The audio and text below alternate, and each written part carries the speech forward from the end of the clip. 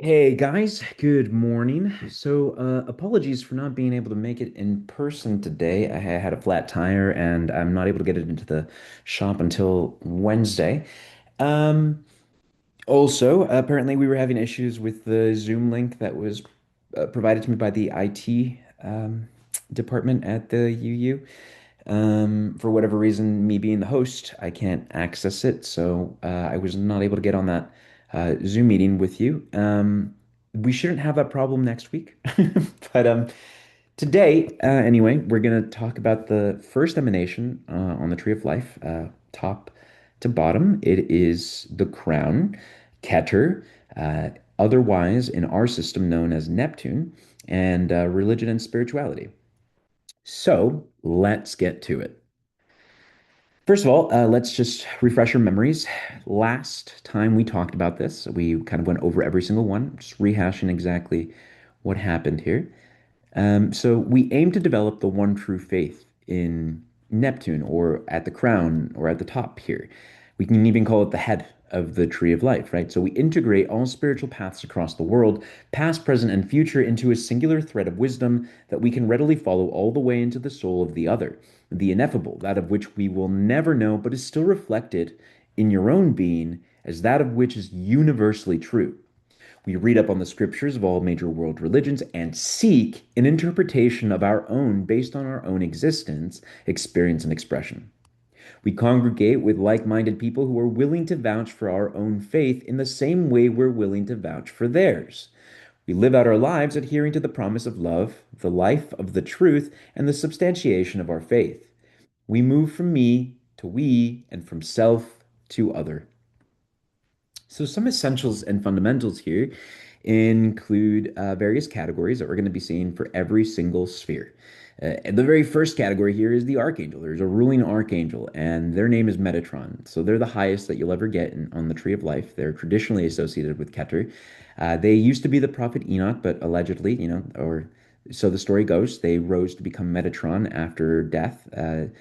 Having walked with God his entire life, he had consecrated the the idea of what we were actually looking at. So he's in modern times we have like Metatron's cube, for example, which you may or may not be familiar with, but it is sacred geometry, right? So it's like this idea that like in space and time there are like these lines that will always come together. There's these shapes that will always inform the most coherent reality, right? So Metatron is known as the scribe of God. They're supposed to be the ones that kind of wrote down the truth, right? If there is a truth, they wrote it down. So there's an order, an angelic order that's associated with this sphere as well. It's Shayot HaKadesh. Um, I mean, all you need to know here is that they defend the essence and the nature of the sphere, right? So then you have the avium. So an avium, to explain an avium, aviums are we'll say like uh, they are a sense of eternal time, just like an eon or an aeon. But it's about peace. It's about everything having worked out, kind of thing. It's angelic. It's like it's what you get in celestial time when everything is flowing as God intended it to flow and everyone is in complete and total harmony. So the specific type of eon avium, because you'll notice that like every single sphere is associated with one in our system here, is the archavium. This is the archavium. So this is like the highest of all possible harmonies that you could make or create in reality, right? So immanence refers here, or what I'm referring to here is the specific, like, not state, but maybe like the power or capacity of light, because we're talking about light the entire time as we inform this, right? So, um, the physical connections that come to life in real time are basically manifestations of patterns that exist metaphysically, yes, but also physically, and they are conveyed through consonance, through consciousness, through reflection. We know that to be light, right? So the particular mode is emission. So this is what's emitting, right? So this is the sphere that's emitting light. Then eminence, like we talked about, is Keter, right? So it's the crown, it's the emanation of God, right? The sphere is Neptune. The phase, which is what I chose to call this numerological association, is seven. Seven is famously understood to be a kind of like harmony of the soul. It's the perfection almost of the spirit per se, right? So it's like this idea, like for example, like in the Bible, you have seven heavens, right? So that's kind of one of the major aspects, right? And then there's an aeon, right? So this for us is going to refer to fixed time, right? Things aren't going to change here. This is always going to work this way, kind of thing. And it's in the north, it's Pisces. In the south, it's Virgo, right? So we're talking about astrology here at the same time, right? Western astrology at that. And then there's the Aeon, and or Eon, however you want to differentiate that pronunciation. It's basically the same thing. You don't have the A there in the front. This refers to Chinese astrology, which is it's in touch with like measurements of time according to anima. So it's like kind of how like you move through the world. Remember that the East has a completely different take on objective transcendental reality. They believe that it has a lot more to do with the flow of our spirit, more than like the adherence to a particular lord or doctrine. And so in this aeon, you have the dragon, right? And the dragon represents the head, yes, absolutely, but in a deeper sense, the personality of the system. So they are super personable, super wise. In the myth, regarding the establishment of the 12 signs, the Jade Emperor had called everyone into the race to cross the river, and had if you were one of the lucky ones that made it past, you would go ahead and be celebrated in the heavens. You'd be a measure of time, of infinite time or eternal time. And the dragon takes up this position of helping the community. They're a little bit late to the scene, and that's why they had to run. They were doing some Christian things in the community, and they in front of them they see the rabbit, right, and the rabbit starts to drown. So he goes ahead and he blows the wind in the rabbit's direction, and the rabbit is able to get onto the log. There's a nearby log, and he makes it to the other side of the river, and the dragon comes after. Right. So, fun little story there. Aurum refers here to kind of like the spectrum. Like what color are we associating this with? Where when everything kind of like connects in the sphere, like what is a give off? Like what does the radiation look like in the physical world? Well, it's royal purple, right? It's this imaginary color. Purple actually, it's not a real color per se in the visible spectrum. Like we don't like it doesn't exist in terms of like how we pick up light. It's actually imagined. It actually happens somewhere on the green scale. It's like the superposition of red and blue, but it's we're almost like assuming it. It's something that only exists mentally or like in a dream state. Um, so then you have the element that's Neptunium, obviously Neptune, right? The seed is the nervous system. So this is what it connects to. The flower is the Concord crushed Siberian iris. Just look it up. It's beautiful. It represents the idea here. You could go with your own. I would go with something that makes sense to the aesthetic that you're trying to go for.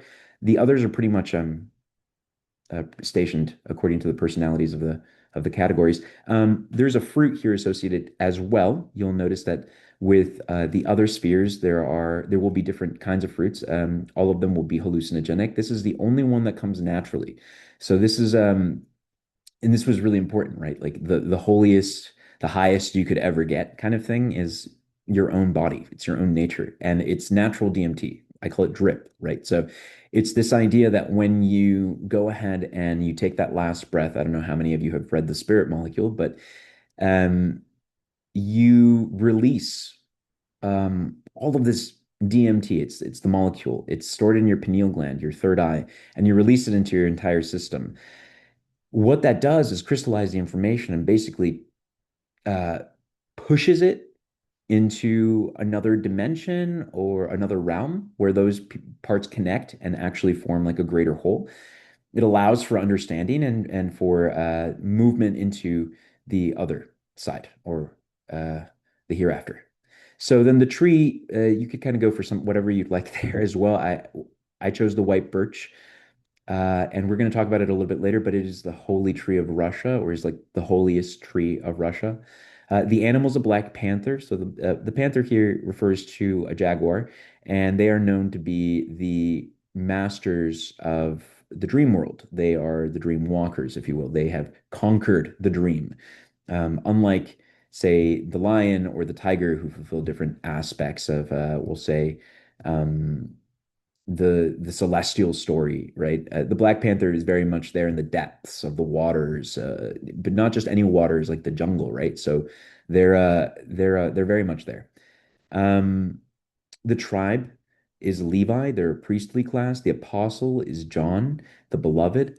The virtue is peace. That makes a lot of sense, I think, right? Vices here, maximum is dissolution, minimum, or sorry, deficiency is discord. So there's two vices in ancient Greek tradition. One for every virtue, there's one of excess and one of deficiency. The excess is dissolution, too much peace makes you dissolve.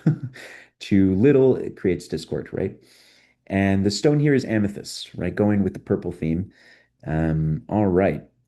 Moving to Russia, the Cultural Association. So Neptune is situated at the very top of our tree of life.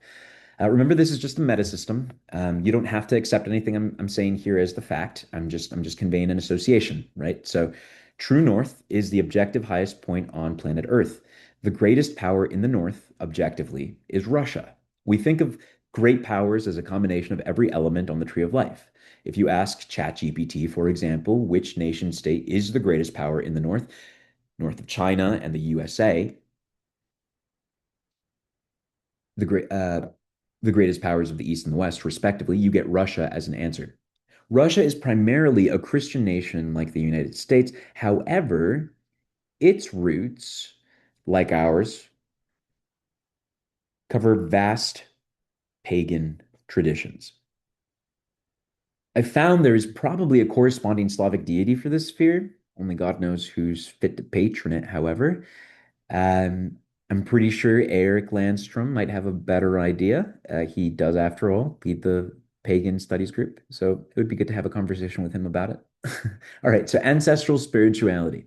So one of the most essential aspects of getting the sphere right is to honor our ancestors. So this is kind of like this isn't really touching any major world religion right now. We're just kind of talking about the spirituality that we keep alive in our DNA, right? So the wisdom of our past is still alive in folk religions all over the world. However, the only aspects we're interested in integrating from these religions is the raw spirituality that lives in our inherent connection with Mother Earth and the various forms of life alive and thriving on our planet.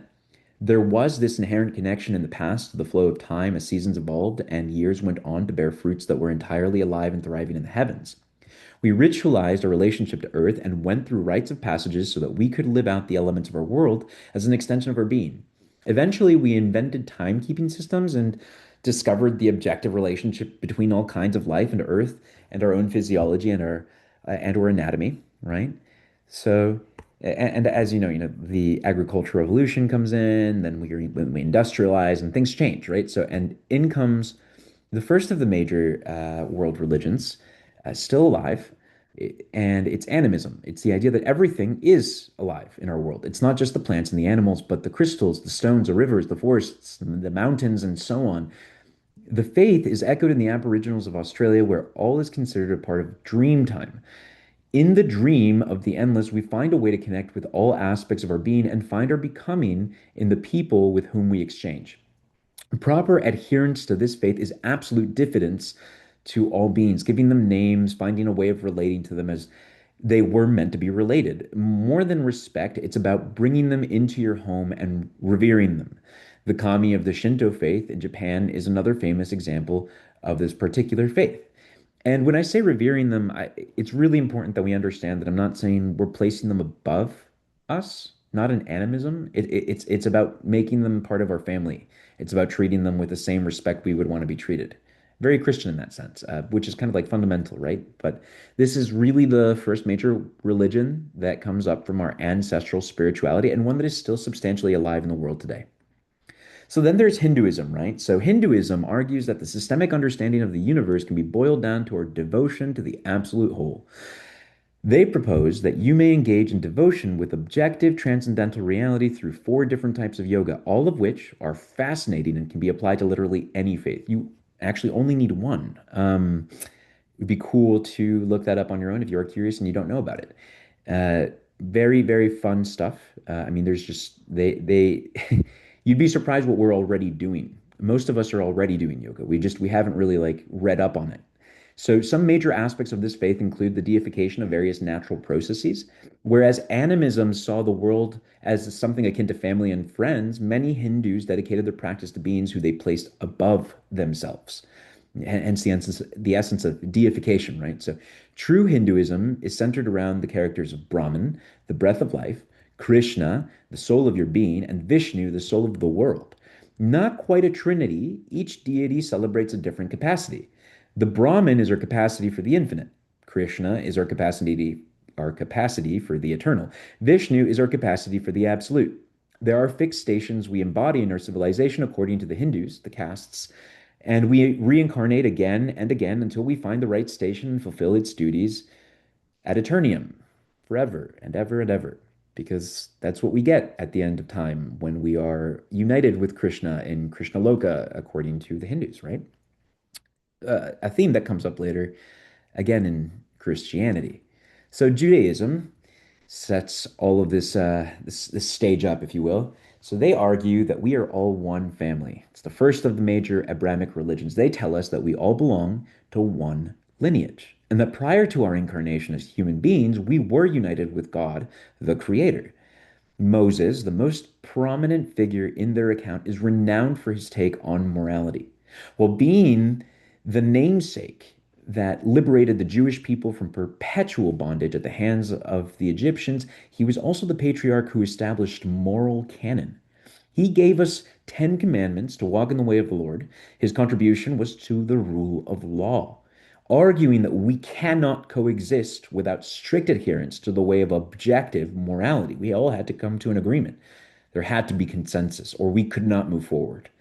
The entire Old Testament leads up to the moment where we are led to believe that someone will arrive to fulfill the scriptures, all the wisdom within, and all the promises the Lord has had made for his people. Fundamental Judaism is to believe we all have the same origin and the same destiny. So then there's Taoism, right? So this is one of the major faiths of the Eastern world. By the way, I am trying to go in historical order, so in the order that things manifested or appeared. So Taoism argues that the truth can be reduced to the way in which we commune with the very spirit of life. The Tao is the same as the way. It regards the natural flow of being and becoming toward realization and transcendence. The Taoist master aims to be connected to the elemental forces of nature. They make two interesting claims about the universe. One, the Tao came first. She is the mother of God. Notice I say she. The Tao is supposed to be female, a being who later developed from her contemplations. Talking about God here, who is male, right? So the Tao is seen in this respect as the fundamental superstructure to all reality. The Tao encompasses all that has ever been or could ever be, whereas God encompasses what is and shall be. Second, the Tao cannot be known. The spoken Tao, for example, is not the real Tao. If you can word it, you're missing the point. The real Tao is beyond our ability to articulate it. We are like dumb, smooth river stones when compared to her ultimate being. We only know her by flowing in her, with her, and through her. Always practice, never theory. Something that every good mom will probably tell you is the fact. They don't want to hear theory, they want to see it happen in real time, right? So then there's Buddhism. Buddhism is the second most popular faith in the Eastern world. It's given to the harmony of nature and our inevitable place within it as creatures destined to suffer. They teach enlightenment through non-attachment. Like the other Eastern faiths, Buddhists see all of reality as an extension of their consciousness. They train themselves to enter into higher states through meditation where they may leverage their coherence for the good of the world. Very much centered on peace and compassion, the Buddhist attempts to use their own vessel as a means of clearing the slate for those in their communities. They tend to be bridges. They want to be a way for others to connect with the divine all around them, right? So they inhale, and this is kind of like a very fundamental practice. We did it with John at one of the services. So they inhale suffering and they exhale relief. And it's not relief for themselves, it's relief for their community. They are like sponges in this sense. It's what they do. This is kind of like it's the fundamental kind of aspect of being a Buddhist. This is what it means to be a Buddhist, right? So they do tend to very specific orders, rules, and customs, sometimes differing according to the monastery, especially nowadays, um, but ultimately claim refuge in their Sangha, their spiritual community. And of course, giving into the way of the Buddha, who finds a way for them to essentially end karmic debt because karma was like it's this really big factor in Buddhism, just as it is in Hinduism, and a way to kind of like um, absolve yourself of those responsibilities is to put yourself under the head of someone who has already conquered the karmic debt, right? And the Buddha was supposed to be that character, and the Sangha is supposed to be like this reinforcement of that way. The rules and customs, like I mentioned, can be different for different traditions. Like for example, if you look at Tibetan Buddhism and then you look at Buddhism in Thailand, they are different. They have different rules, they have different customs, they have different interpretations of what the Buddha said. Um, so that's, I guess, like important to keep in mind, right? So then there's esotericism, which is kind of a catch-all term for the religions that involve some level of mystery and revelation. Esotericists use symbols to represent objective facets of life and reality. They learn how to integrate those symbols into their vocabulary and wield the facets they contain in their own being as personal power. A real esotericist is largely only interested in reconciling polar distinctions. They know and understand that mastery over the self is the only way to attain mastery over reality. So the proper adage of know thyself, right? In the ancient Kemetic schools of ancient Egypt, right? So the most prominent figure of esotericism is actually Hermes Trismegistus, a medieval character who translates to Hermes thrice born. They taught that we are destined to integrate our light, realized potential, and our shadow, unrealized potential. That is to say, like one with the other, right? So focused on three major exchanges: astrology, the celestial map and how it relates to our person; alchemy, the transmutation of substances; and theurgy, the unification of our person with the divine. The Hermeticist aims to ascend to ever greater states of being in objective transcendental reality. They understand there is no end to being and becoming. There is no separation between here, earth, and there, heaven. And that objective reality is really subjective. So then this bears Christianity, right? So it's actually interesting, right? Because these kind of traditions here, they're born from this moment here, where Judaism makes the big old claim that we are all one family, and then go through the East and pop up back somewhere around, we'll say, Europe with esotericism, um, and uh, and Christianity is born, right? So like you have like this idea, right? And I know this happens. This all happens allegedly, right, in the Middle East, right? But like the Pharisees of the time, or if you will, the priesthood of the time, were interested in creating a narrative that allowed the scriptures to come to its fruition. And so, something that, a lot of Christians don't necessarily talk about because they're not really informed is that Christ, whether or not, Jesus, whether or not he was a real person, like if he actually existed, it makes no difference as to whether or not the reality they were trying to express mattered. We know it matters. We know that he came to give us very important information, right, in that time period, and it helped illuminate a lot of the contradictions of the time and a lot of the things that weren't being done correctly, right? So that was kind of his role. So they are the anointed one and savior. Once again, Christianity argues that we are all redeemed through the life, death, and resurrection of Jesus Christ, to the anointed one and savior. So Jesus, being made out to be the one who is sent to fulfill the scriptures, tells us that the kingdom of God is before us, that we don't have to wait to die to live with God. We can do it while we're alive. He teaches us two fundamental principles by which we are to live out our reality, two essential commandments that define objective morality and are always stationed higher than anything Moses wrote down. First, love God with all your heart and mind. The New Age calls it brain heart coherence. That's C O.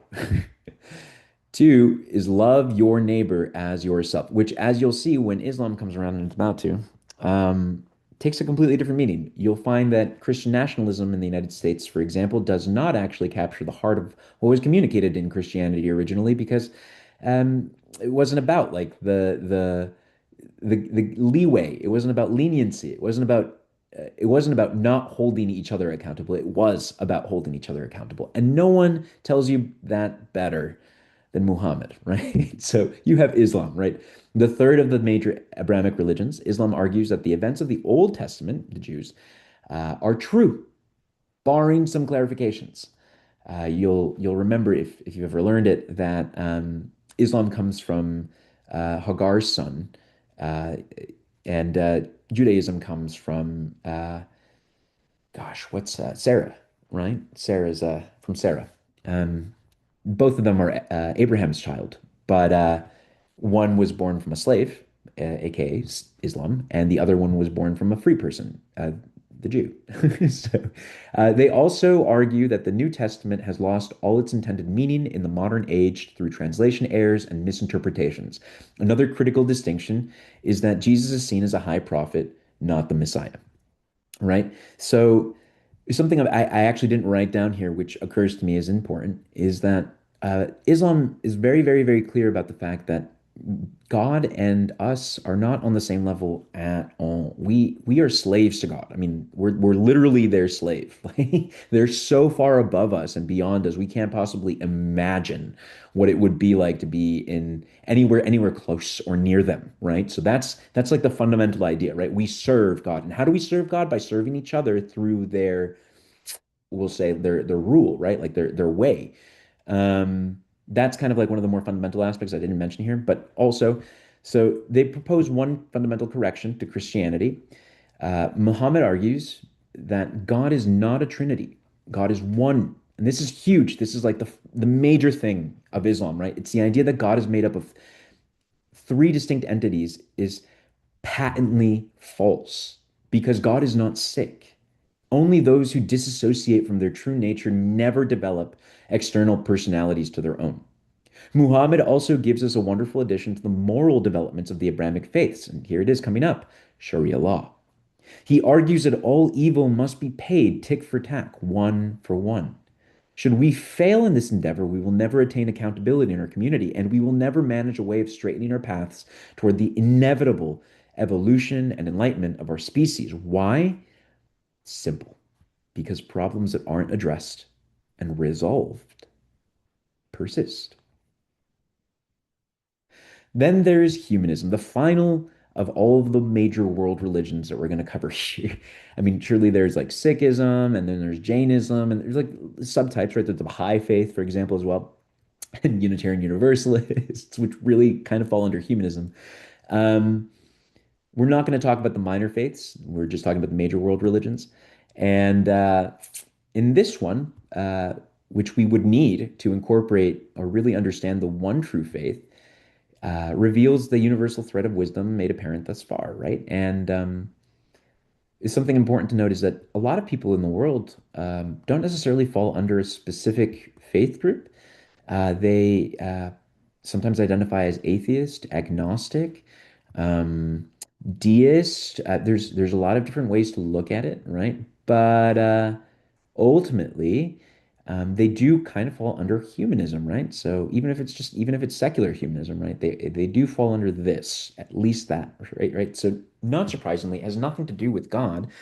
Humanism, which is actually the faith of the modern world, modern century, argues that people matter more or the same as literally everything and everyone else. Humanists posit secular principles and values. They see us as an interconnected system that requires universal rights, protections, and respect. We are to be treated with dignity, and we are to be of service to one another. Belief in a God, singular or plural, is left up to the individual.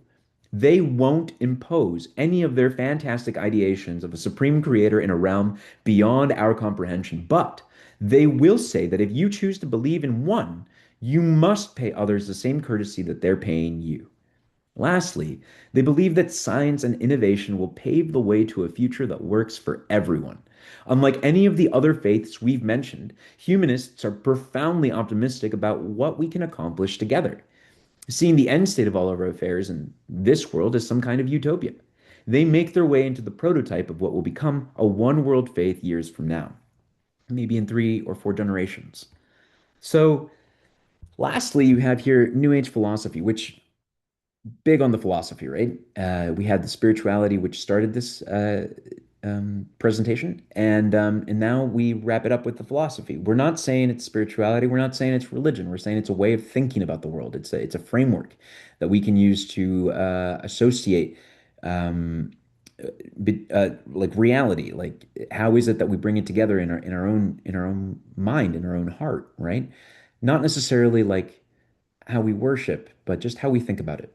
So in the New Age, it was made famous, or is an inherent tradition or a development of California and the Pacific Northwest. New Agers incorporate everything that works from every faith into a single account. They tend to see things as omnists, those who believe all religions and spiritualities convey certain irrefutable truths that they can be held together in the same space and made to coexist. So psychedelics and the personal encounter with the profound nature of radical experience give this philosophy its wings. Operating across multiple domains, New Agers believe that esotericism is the way to universal peace so long as they're able to incorporate all major faiths in their framework for reality. Extraterrestrials, angels, ascended masters, psychics, and avatars comprise some of the more fundamental and shared aspects of their philosophy, not to be confused with an organized religion.